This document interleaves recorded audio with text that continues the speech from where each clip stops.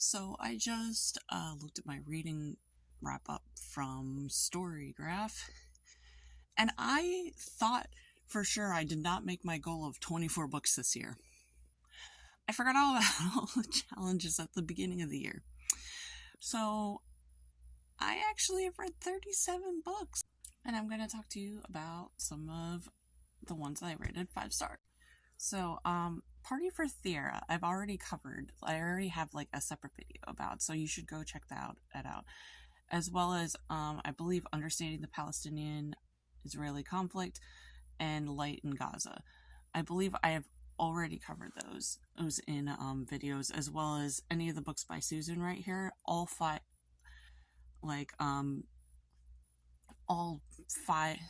stars, or if it wasn't 5 stars, it was like 4.75. They were like all way up there. They were very, very good books to go through.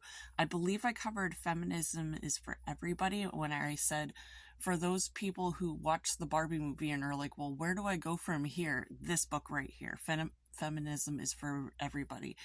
It is literally Feminism 101 or 102. Then if you want to go a little deeper and want to look at the aspects of how feminism goes with intersectionality, you would want to go to Sister Outsider over here. Alright, one of the ones I was reading during the Transrates Readathon was Queer, a Graphic History. That was such a good and informative book, and I will probably be getting that again and reading it again because it was so good, and it gave me some people to look into. Like, I had heard of Audre Lorde before, but that book made me want to go read more of her stuff, and I still want to read more of her stuff. I have need to do that. Never Whistle at Night, I rated 5 stars. That is such a good horror book. There were times I was crawling in my skin and times I wanted to throw the book across the room, so it did its job. Something More by Jackie Kalea. Again, I've already covered this. If you want a cute little teen romance that is going to have you kicking your feet and smiling and has autism representation, Something More, you need to check that out. Lift Every Voice and Sing, or Lift Every Voice. I don't remember if I covered this or not, but it's like, if you want a good general history of Black figures that are still prominent, I would check this book out. It has a lot of interviews. And then from there you can kind of divulge into other things. Imogene, obviously. Again, this is another book that's like, for the most part, if you want to be happy and have your feet kicking, it's this one. I am bi, so I am personally biased, to this book. But I loved it so much.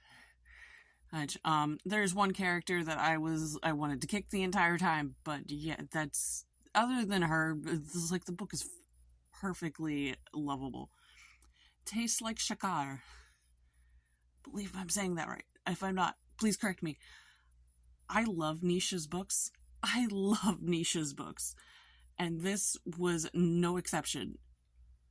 It was wonderful. It was sweet. It was fun. Oh my god. And like, if you were looking for Shakespeare adaptations, but you don't want to read the classics, you need to check out Nisha's books. Maya Angelou.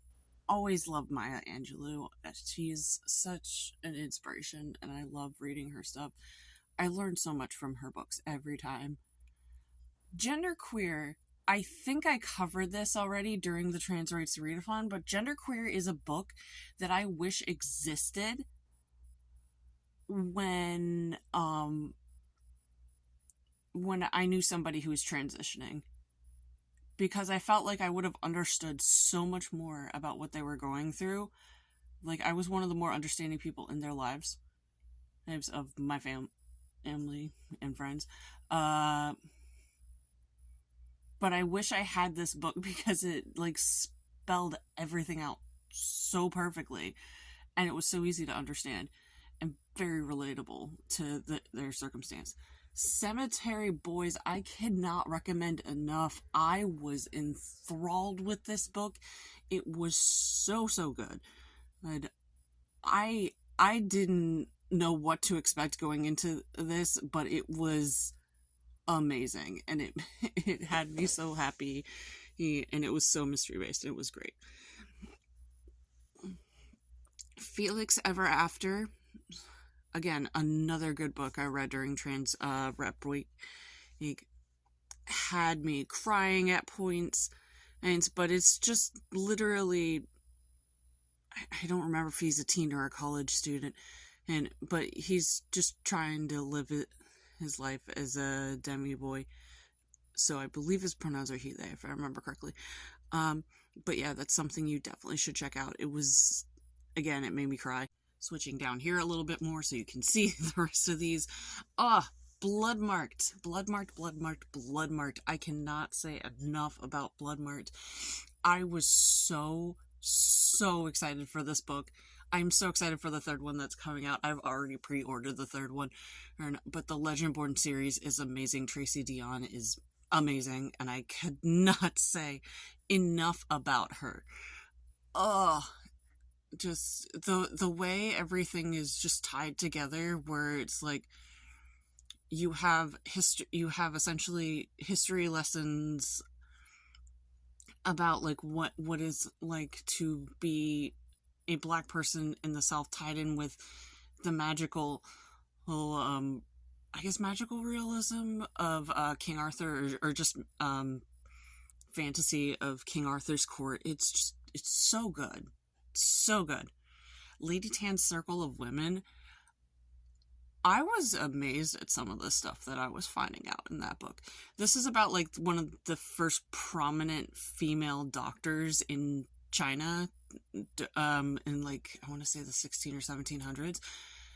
And like she had this circle of women that she worked with, specifically midwives, and it was incredible to read. It was so fun and at times, and so heart-wrenching. And sometimes like seeing the differences between like modern medicine practices and like traditional medicine practices is like, there was some stuff I was like, that's interesting. I never would have thought of that. I Wish You All the Best. Again, another one I read during the Trans Rights Readathon, and I cried so much because of the situation that this boy was put in. It was just, I was so thankful for their sister for taking them in, and then them finding happiness at the end of the book, which made me so happy. Bayan Moon was a big story about a family tragedy that kind of like spans, and it had a lot of generational trauma in it, as does An Unlasting Home, but they do it from different perspectives. This one is from an Asian and American perspective. I'm trying to remember, I think it was Vietnamese. If I'm wrong, please correct me on that. Whereas in this one was from an Arab American perspective. I think, if I remember correctly. Oh, goodness. I'm trying to remember exactly which one. My brain's like blanking right now. No, but that was so good. I need to reread this one and do a full review on it because it was so good. Come From Away was something that I meant to look into, and I enjoyed thoroughly. If you like the musical, you should check out the book. This Is Why They Hate Us. I'm running out of time, but This Is Why They Hate Us was such a good book that is like, once I started picking it up, it was harder for me to put it down. Like, I didn't really want to read anything else. These last three books, Their Eyes Were Watching God, Beloved, and The Bluest Eye, I really want to go back to these with Sparks Notes because there was just so much going on that I really want to go into more depth and understand these three books more. But yeah, that's my top 5. I hope you enjoyed it.